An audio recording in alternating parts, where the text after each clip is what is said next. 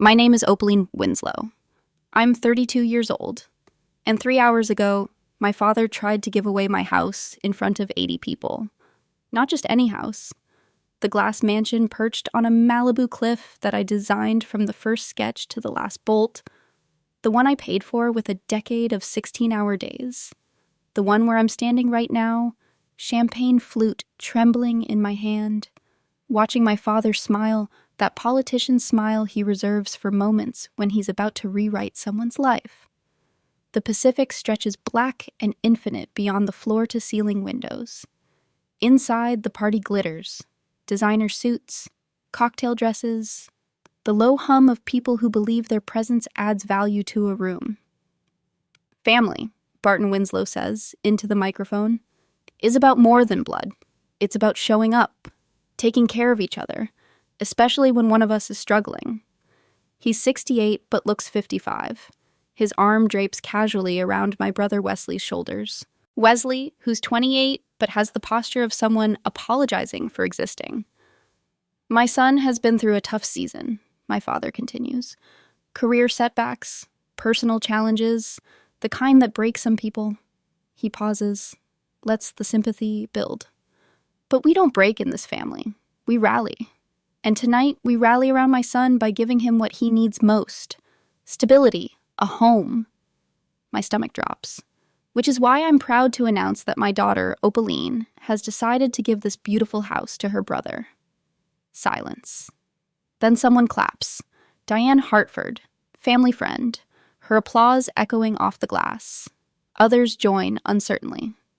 I don't move, don't smile, just stand there, thinking about the 217 drawings it took to get the cantilevered section right, the 8 months arguing with engineers, the night I signed closing documents at 2 a.m. No, my daughter doesn't spend much time here anyway, my father continues. Always jetting off to the next project. She can design another mansion, but Wesley needs this now. And family takes care of family. Isn't that right, sweetheart? Every eye lands on me. Supporting each other doesn't always mean giving away houses, I say steadily. Barton's smile freezes. Then he laughs, warm and indulgent. Listen to that, my brilliant daughter always thinking, but Opal, honey, this isn't a business transaction. This is family. The air shifts. Raymond Kepler, my father's business partner, clears his throat uncomfortably. You all know Opaline, my father says, voice picking up an edge. Our genius architect, the golden girl. Built a mansion before 30. You'd think that kind of success would make someone generous. Nervous laughter. But here's what most of you don't know. Opaline didn't build this mansion alone. Dad, I start. I co-signed her first loans. He talks over me. I introduced her to her first investors. Without this family, without my connections, she'd still be sketching on napkins in coffee shops. My jaw locks. Yes, he'd co-signed one loan. One. I'd paid it back in 18 months. Dad, you're rewriting history. Am I? Let's talk about how I spent weeks calling in favors to get you meetings with people who wouldn't waste time on a 24-year-old with no portfolio. You put up $50,000, which I paid back, with interest. Oh, so now we're keeping score? This is what I get? Balance sheets from my own daughter? My mother, Lizette, materializes at his elbow. Can we please talk about this privately? Privately? I echo. Like how we privately pretended I didn't notice when you ran construction invoices through my company accounts? My father's face flushes. Now you're just saying words you don't understand. Trusts, disbursements, that's my world. You do your pretty buildings and let me handle the actual business. Funny. Because your father didn't think you were handling it so well. Heads turn towards Sterling Winslow, 78, white-haired, watching from a leather armchair with sharp eyes. Leave your grandfather out of this, Barton hisses. He's already in it. That's enough. My father drops the charm completely. You want to embarrass me? In my own circle? In my house. The one in my name. In the trust's name. He reaches into his jacket. pulls out folded papers. The Winslow Family Trust, which I control. End of story. My stomach drops. You didn't read the fine print when you signed the closing documents, did you? He unfolds the pages slowly. The land this house sits on, held by the trust. You have beneficial use as long as the trustee, that's me, deems it appropriate. He holds up the document, legal letterhead, my signature, at the bottom. I can reassign beneficial use when I determine it's in the family's best interest. And tonight, I've determined Wesley needs this house more than you do. I remember that closing, 3 a.m. My attorney had urged me to wait, but I'd trusted my father. Tomorrow, you're going to meet with my attorney. You're going to sign a transfer agreement, and you're going to do it gracefully. He squeezes my shoulder. His fingers dig in hard enough to bruise. Don't make this uglier than it needs to be. Smile. Hand over the keys. I pull away. No, I say. No? My father's voice rises. You're saying no? To family? I'm saying no to being ambushed, to signing away something I built because you decided it suited your narrative. Is this what your therapist taught you? He asks, loud enough for everyone to hear. During those panic attacks you were too ashamed to tell us about? The room detonates into silence. I feel every eye on me. My cheeks burn, not with shame, but with rage. Pure, white-hot rage that he would weaponize my most vulnerable moments. You had no right, I whisper. I have every right. I paid for those sessions. $200 an hour. So when I say you owe this family, you owe me, I'm not being metaphorical. His finger jabs toward my chest. Everything you have, you owe to me. So when I say give your brother this house, you say thank you and hand over the keys. Something inside me snaps, not breaks. Snaps, clean and sharp. You know what I owe you? I say quietly. Nothing. Not my house. Not my gratitude. Not my silence. Don't you dare. I paid back every loan. I thanked you for every introduction. I showed up for every family dinner, every charity event. But that's done. You're done? He looks around, inviting witnesses. You hear this? Wesley finally speaks. Dad, maybe stay out of this. I watch Wesley flinch. This is what we've become. Wesley, the perpetual child. Me, the grateful servant. Not anymore. I need some air, I say. Opaline, don't walk away from me. Don't you dare. But I'm already moving. Past the bar, past uncomfortable guests, past my mother, who reaches for my arm and pulls back. The hallway is blessedly empty. I make it to the powder room, lock the door, and pull out my phone. My hand hovers over the screen. There's a name I've been too afraid to call. A number I saved 3 months ago after a conversation with my grandfather that felt like a final warning. Through the door, I hear muffled voices. The party continues like nothing happened. I look at myself in the mirror. Perfect makeup, perfect dress, eyes just starting to crack. I see ghost versions of other choices, the one where I apologize, where I sign the papers tomorrow, where I let him take my house because fighting back feels too hard. That version of me is packing boxes, moving to some bland rental, watching my father host parties in the house I built. That version stayed quiet and died a little more inside. I press the button. The phone rings twice. Opaline? Cole Harrison's voice is calm. Talk to me.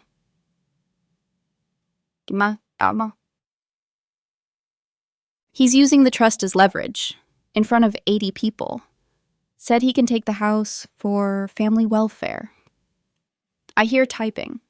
Did he make a formal declaration? Yes. Public announcement. Then when I refused, he said he'd reassign it himself. That's enough. Cole's voice shifts. 3 months ago, when your grandfather hired me, we started building a case. I've been waiting for your father to cross the line. My heart hammers. And? Tonight he crossed it. I can be there in 25 minutes with a court order freezing his authority as trustee. I close my eyes. How bad is it? The irregularities? A pause.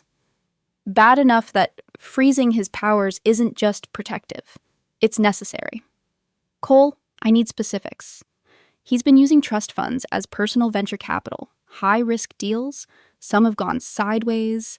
He's been covering losses by shifting numbers around. How much?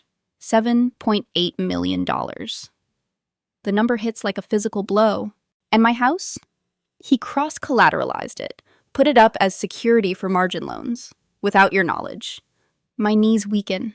I sink onto the closed toilet seat. My father didn't just want to take my house. He'd already put it at risk. Opaline, you still there? Yeah.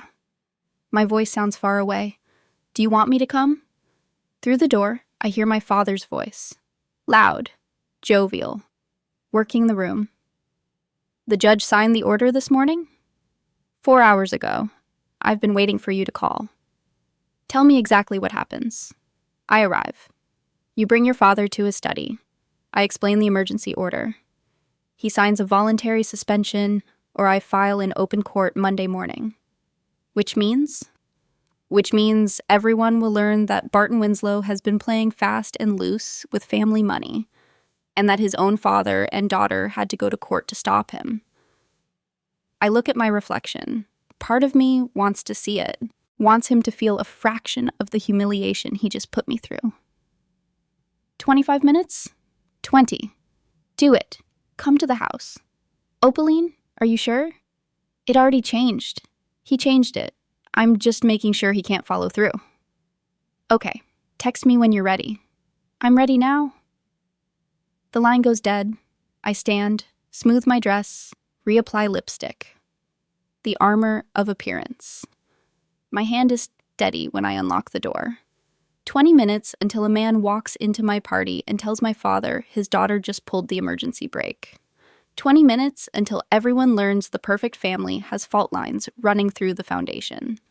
I walk back toward the main hall. For the first time all night, I'm not shaking. When I walk back into the main hall, the party has shifted.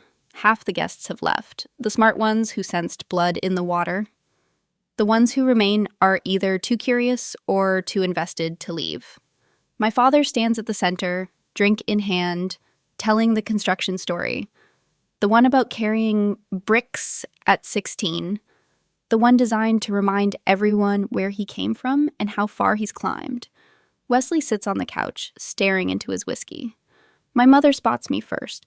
She crosses the room quickly, heels clicking. Opaline, please. Can we talk? Not now, Mom. Your father means well. Does he? Or does he mean himself? Her hand touches her pearl necklace. A tell. Don't be dramatic. This is about family unity. Did you know he was going to announce this publicly? Her silence answers. You did. And you said nothing. I thought, she starts, then stops. I thought you'd understand. Wesley needs help. You're strong. You can handle this. I can handle losing my house? You can build another. That's not the point, Mom. I look at her directly. You chose peace over protecting me. Again. Before she can respond, the doorbell rings. Conversations stutter. Everyone looks toward the entrance. Are we expecting anyone else? My father asks, irritation creeping in. I check my phone, 9:37 p.m. I am, I say. Tiens. The door opens. Cole Harrison steps in. 42, gray suit, calm expression. Behind him, my grandfather Sterling, using his cane. Behind them, a paralegal carrying a briefcase. The room goes silent. My father's face shifts from confusion to anger to forced smile. Dad? What's going on? Who is this? Sterling moves forward slowly. His name is Cole Harrison. He's an attorney. This is a private party. Barton's voice has that edge that means he's losing control. Whatever this is can wait until Monday. Cole's voice is professional, measured. I'm afraid it can't, Mr. Winslow. You made a public declaration regarding trust property tonight. That changes things. On whose authority? Barton demands. Cole opens his folder. On the authority of Sterling Winslow, primary settlor of the trust, and Opaline Winslow, primary beneficiary of the Malibu property. Gasps scatter through the room. Sterling speaks up, voice clear despite his age. I hired Mr. Harrison 3 months ago, Barton, to review trust management. My father's face pales. You what? I've been watching how you handle family assets. I didn't like what I saw. You've been investigating me? Barton's voice rises. Your own son? I've been protecting my granddaughter from my son's creative accounting. Raymond Kepler stands abruptly. Barton, should we give you privacy? No, stay. My father's jaw clenches. This is a misunderstanding. Wesley stands too. Dad, what's he talking about? Cole remains calm. Mr. Winslow, you have options. We can discuss this privately in your study, or I can explain the emergency court order here. Your choice. What emergency order? The one freezing your authority as trustee effective 2 p.m. today. The room erupts in whispers. Diane Hartford grabs her husband's arm. Two couples head for the exit. You don't have the authority, Barton starts. I do. Sterling's cane thumps on the floor. I'm the original settler, and I'm still alive. That gives me override authority in cases of trustee misconduct. My father turns to me, betrayal written across his face. You did this? After everything... You did this, I interrupt, when you decided my house was yours to give away. Cole checks his watch. Mr. Winslow, the study, now. Or I explain everything here. My father's study smells like leather and old cigars, mahogany desk, wall of awards and photos, Barton with politicians, celebrities. One small frame, young Barton at a construction site. Cole opens his briefcase, spreads documents across the desk. Let's start with basics, he says. The trust was established in 1985 by Sterling Winslow. 3 purposes: family home preservation, education funding, property maintenance. He slides a bank statement forward. Between 2021 and 2024, you transferred $7.8 million from trust accounts into personal LLC accounts. My father's hands grip the edge of the desk. Those were investments for the family. The trust documents require unanimous beneficiary consent for speculative investments over $50,000. You had no such consent. I'm the trustee. I have discretion, not for personal ventures. Cole produces another document. You used trust funds for real estate deals that went underwater, margin loans that lost $2.1 million, consulting fees to an LLC you control, $800,000. Each number lands like a hammer blow. And this, Cole slides forward a mortgage document, is a cross-collateralization agreement using the Malibu property as secondary security for your margin loans. I stare at my signature. That's not my signature. Cole nods. We had it analyzed. The variance is significant. You forged my signature? I whisper. I didn't forge, my father starts. My assistant handled the paperwork. There must have been a mix-up. A mix-up that put my house at risk for your gambling? It wasn't gambling. His voice cracks. It was calculated. These deals were supposed to multiply everything. Dad built this family from nothing. I had to keep that going. The pressure, by risking what we already had? Sterling asks quietly. Barton slumps into his chair. I carried bricks when I was 16. I swore my kids would never know that fear. Everything I did was about your fear, I finish. Not protecting us. Protecting your ego from the poverty you remember. Silence. Cole speaks. Here's what happens now. You sign a voluntary suspension of your trustee powers. Temporary. Pending full audit and hearing. And if I refuse? I file the emergency petition in open court Monday morning, with all these documents, public record. That would destroy my reputation. Sterling's voice is soft. You're doing that yourself, son. My father looks at the documents, at the photo of young him carrying bricks, at me. 2 minutes pass in silence. Then he picks up the pen. His hand shakes as he signs. I want you to know, he says, without looking up. I really did think I was helping. Then you should have asked, I reply, instead of taking. When we return to the main hall, 30 guests remain. The curious ones. Wesley is pacing. Lizette sits rigid on the couch. All eyes turn to the study door. Cole's statement is brief and professional. Ladies and gentlemen, I apologize for the interruption. There's been a development regarding the Winslow Family Trust that needed immediate attention. He pauses, letting the words settle. Mr. Barton Winslow has voluntarily agreed to temporary suspension of his trustee authority pending an independent audit. This is a private family matter, and we appreciate your understanding. What this means practically, the announcement made earlier regarding the Malibu property is null and void. No property transfers will occur.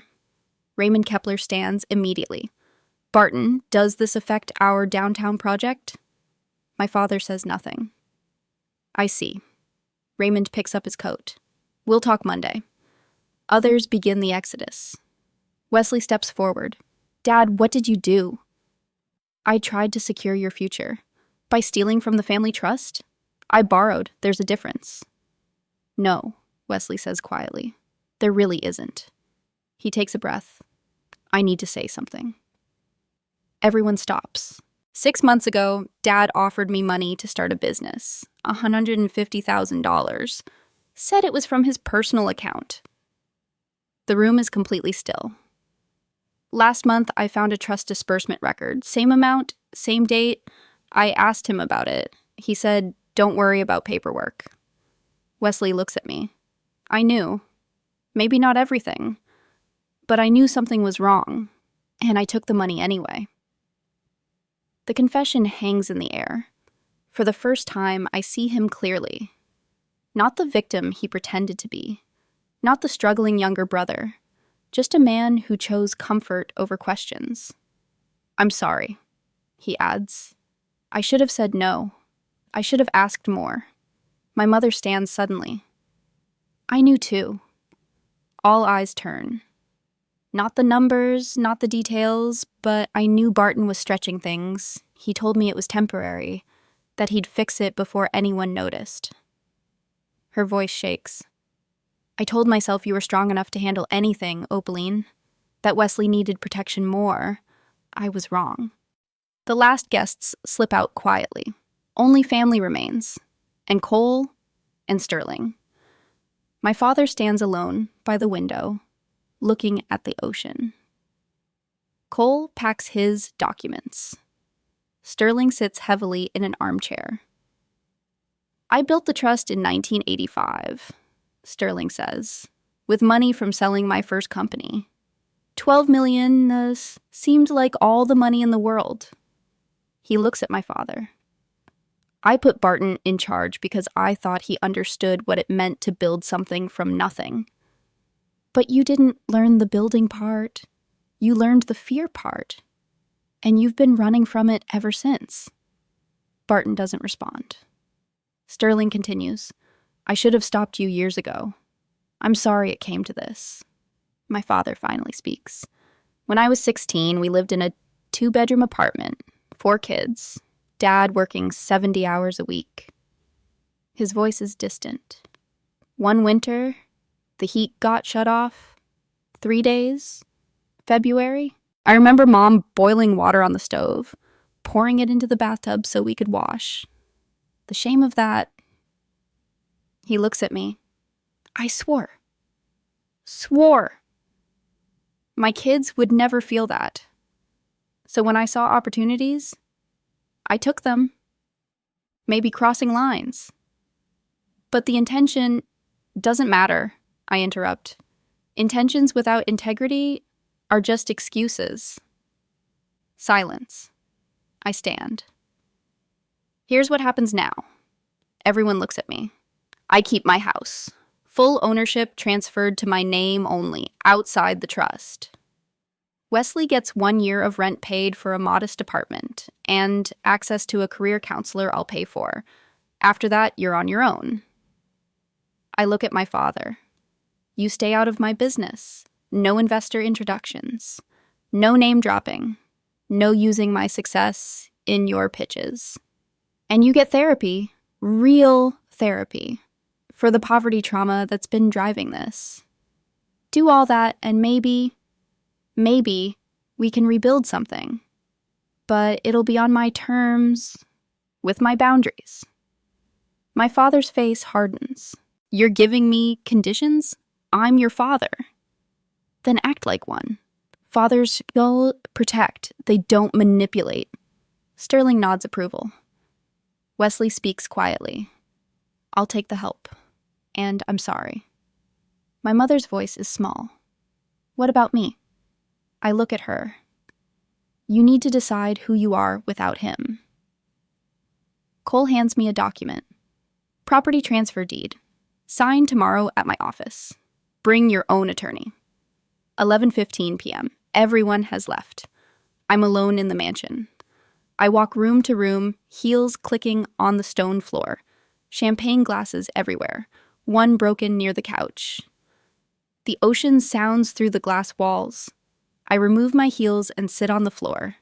Look around at the house I designed. It feels like mine for the first time. 3 hours ago, I thought this was a celebration. Now it's something else. Not a crime scene, a liberation. My phone buzzes. Wesley.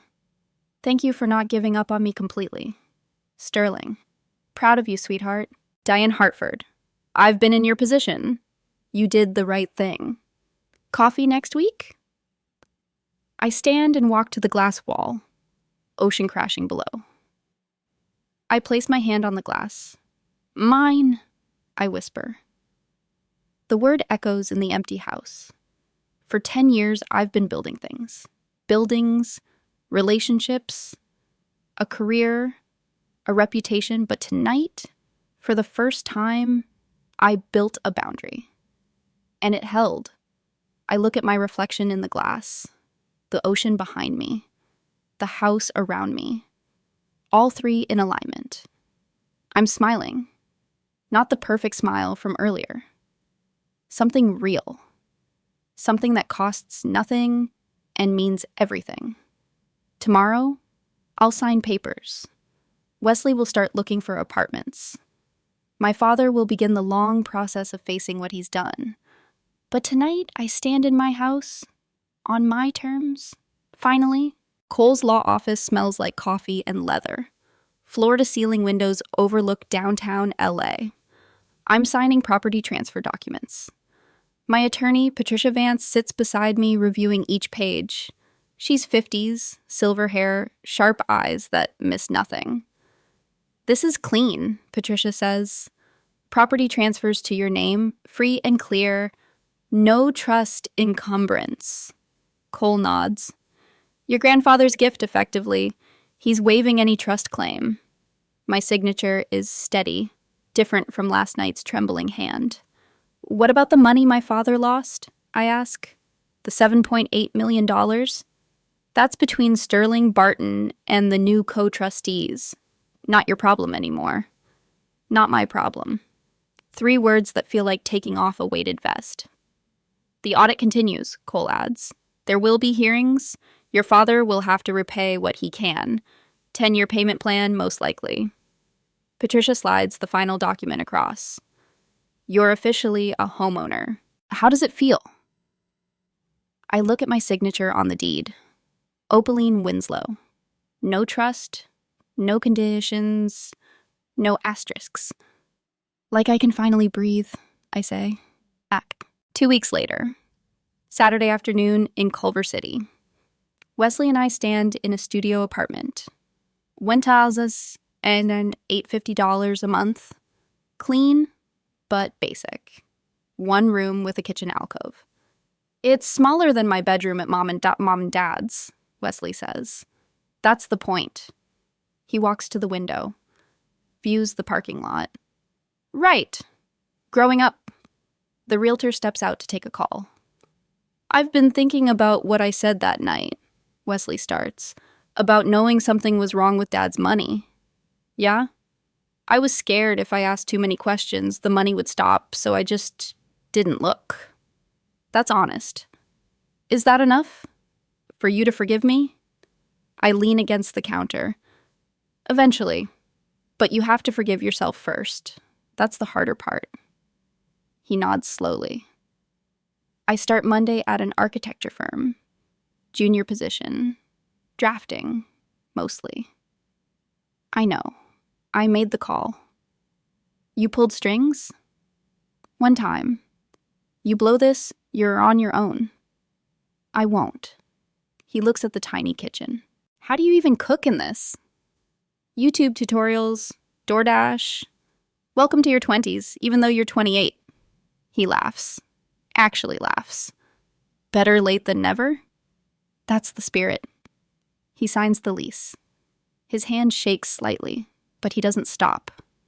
Thank you, he says as we walk to the parking lot, for the push off the cliff. You're welcome. Now learn to fly. 3 weeks later, upscale cafe in Santa Monica. My mother and I haven't spoken since that night. She's already seated when I arrive. Looks tired, older somehow. You look good, she says. You look tired. I am. Your father is adjusting. To accountability? She touches her pearl necklace. The tell. To being cut down to size. Why did you want to meet? I want to apologize. Properly. I wait. When you were growing up, I thought my job was keeping the peace, making sure everyone got along. I thought that was love. Her voice is quiet. But you needed a mother who would stand up for you, even against your father, especially against your father. I didn't do that. I told myself you were strong enough to handle it, but that was me being weak. The apology lands, but I don't rush to accept it. Apologies without changed behavior are just words, I say. What do you want from me? I want you to figure out who you are when you're not managing Dad's emotions.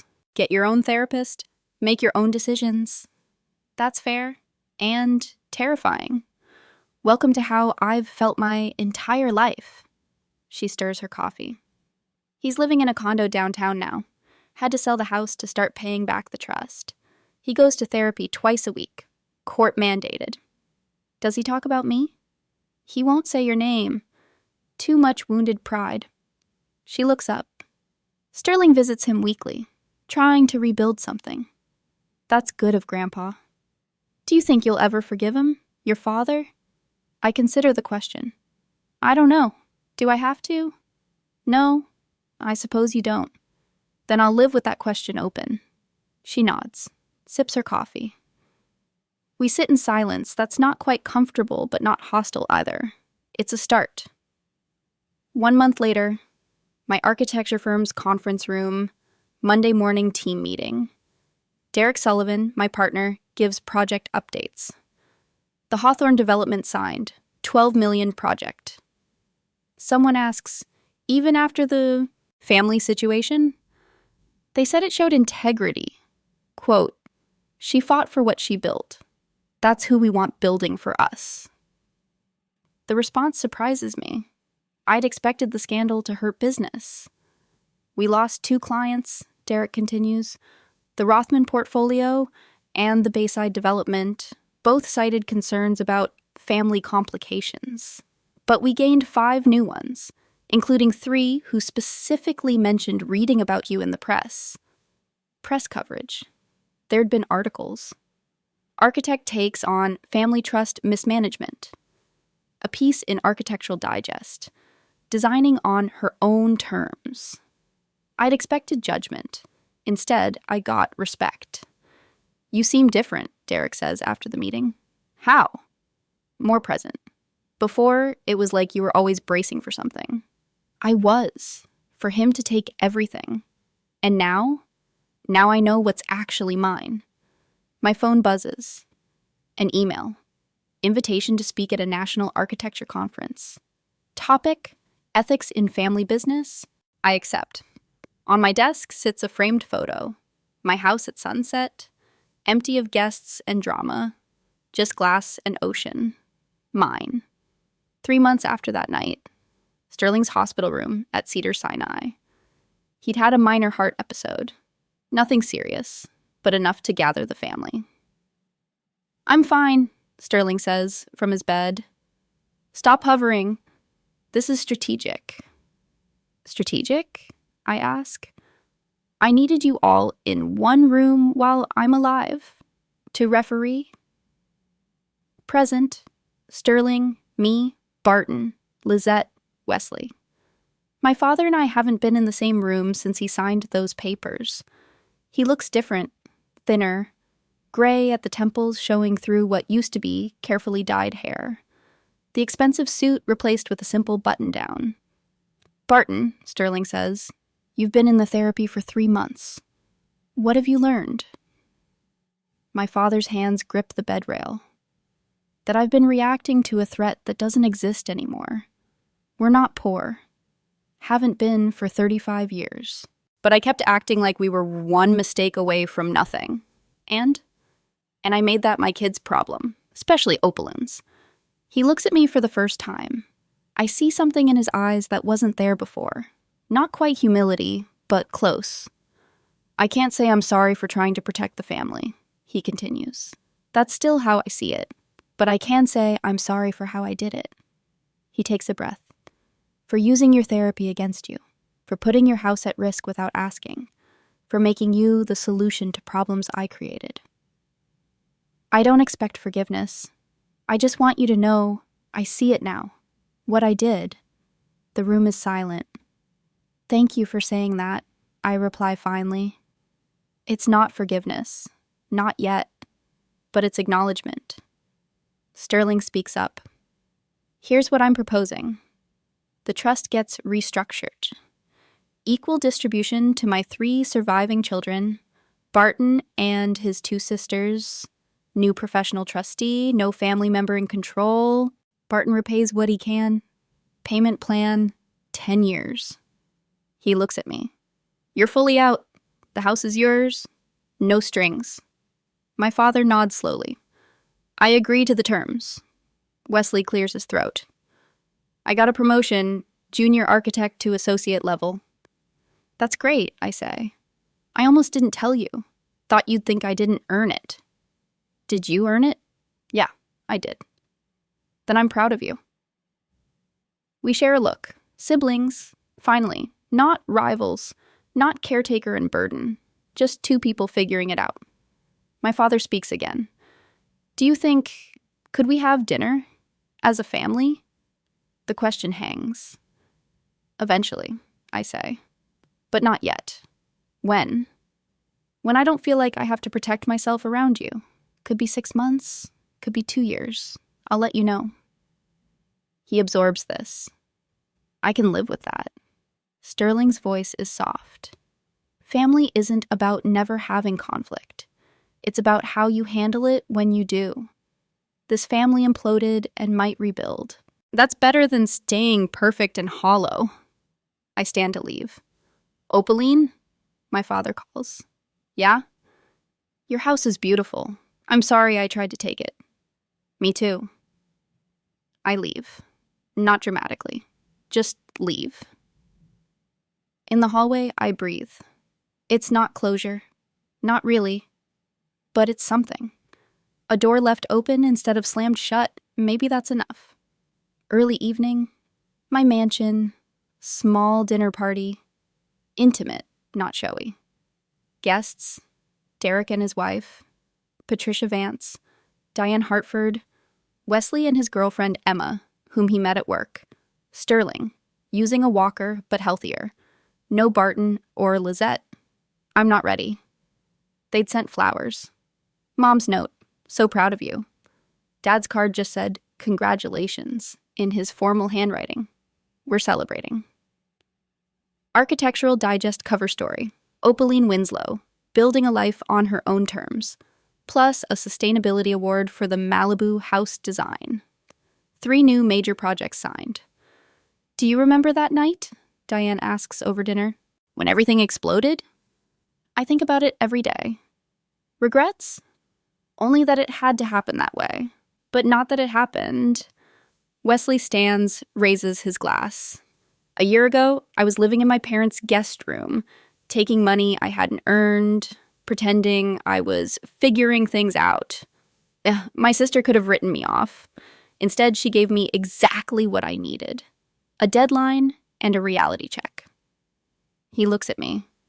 Turns out I'm pretty good at this architecture thing when I actually try. To Opal.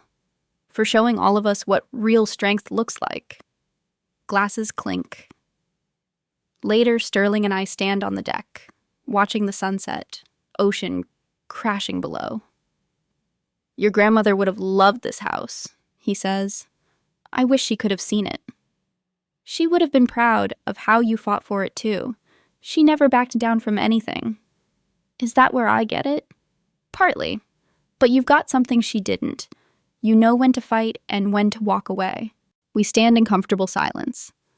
Have you thought about what I asked? Sterling continues. About possibly reconciling with your father? I think about it. Some days I'm close. Other days, take your time. Real reconciliation can't be rushed.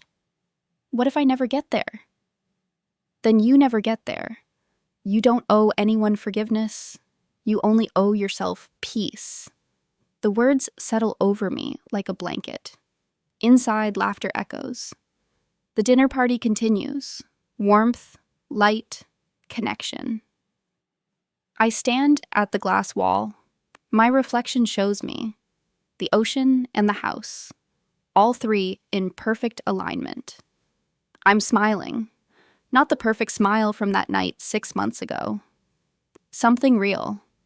A year ago, I stood here thinking this house was being taken from me. Tonight, it's finally mine. Not because the deed says so, because I chose it over them. And that choice saved my life. My phone buzzes. Unknown number. This is your father. I understand you're not ready. I wanted you to know I'm still working on myself. No expectations. Just wanted you to know. Dad. I read it. Don't respond. Put the phone away. Return to the dinner party. Wesley is telling a story about a disastrous site visit. Emma laughs, touching his arm. Derek refills wine glasses. Patricia and Sterling are debating architecture styles. This is my family now. Chosen.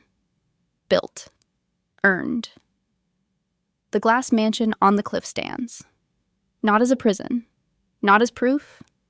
Just as home. Finally. Just as home. I take my seat at the table. Someone asks my opinion on something. I answer. The conversation flows. Outside, the Pacific turns gold in the dying light. Inside, we're building something new. Not perfect, but real. And for the first time in my life, that's exactly enough.